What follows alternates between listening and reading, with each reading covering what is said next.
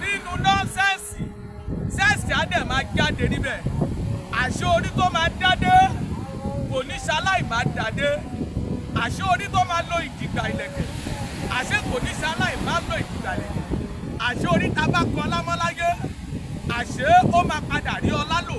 Ṣùgbọ́n ẹ gbọ́ mi dáadáa o, ọ̀tá ò lè pa kádàrádà ṣùgbọ́n wọ́n lè fọwọ́ aago sẹ́yìn.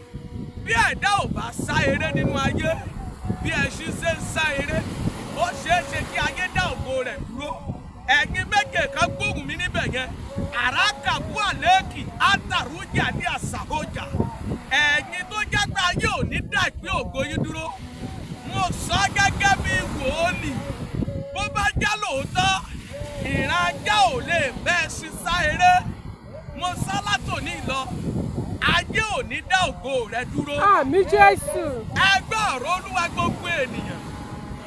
Ẹ gbọ́ ìwọ ohun tí Deuteronomy 28 sọ.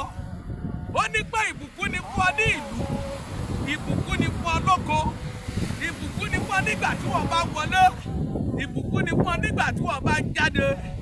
Mo sọ ọ́ láti ìsinyìí lọ lórúkọ Olúwa àṣẹ ìgbédìde ńlá wọ ayé rẹ lọ. Àmín Jésù. Arán áńgẹ́lì kan sí Màríà, àpòrúkọ áńgẹ́lì náà ní Gébúrẹ́lì. Ó sọ fún Màríà wípé ìwọ tá a kọjú ṣíṣe ní oore, alábùkún fún láàrin àwọn olóbìnrin. Arákùnrin kan gbóhùn mi bẹ̀ yẹn, obìnrin kan gbóhùn mi níbẹ̀ yẹn.